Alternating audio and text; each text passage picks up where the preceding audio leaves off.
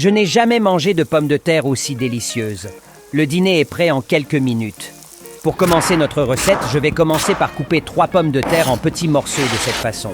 Après cela, je transfère les pommes de terre dans une casserole. Ensuite, je vais mettre de l'eau jusqu'à ce qu'elle soit recouverte, puis ajouter une cuillère à café de sel et remuer un peu. Je vais laisser mijoter 20 minutes. Passé. Ce temps, je vais retirer la casserole du feu et transférer les pommes de terre bouillies dans un récipient, puis je les écrase en purée. Après cela, je vais ajouter une demi-tasse de petits pois, une demi-tasse de maïs, un œuf et une demi-cuillère à café de poivre noir. Maintenant, je vais bien mélanger pour que tout se mélange dans la purée.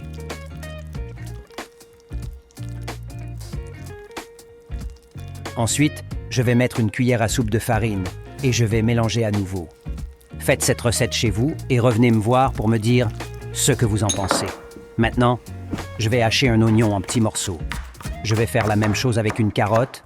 Je vais la couper en petits morceaux. Ensuite, je vais mettre une cuillère à soupe de beurre dans une casserole pour faire fondre. Ensuite, je vais ajouter la carotte coupée et mélanger très bien. Maintenant, je vais mettre l'oignon haché et remuer à nouveau pour bien faire sauter. Je vais enfin assaisonner avec une cuillère à café de sel.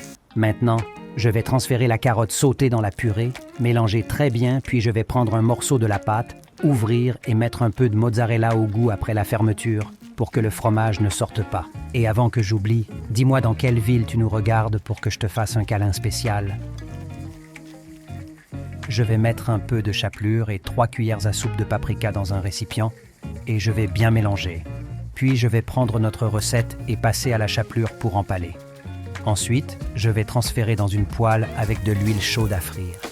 Lorsque vous arrivez à ce point, je vais tourner pour faire frire l'autre côté aussi. Faites attention à ne pas brûler. Ça fait partie de notre recette.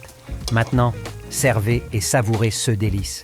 Les gens aiment cette recette. Je suis sûr que vous et toute votre famille l'aimeraient aussi. Je le fais moi-même chaque semaine. Et quand je ne fais plus rien, ma famille me demande de le faire toujours.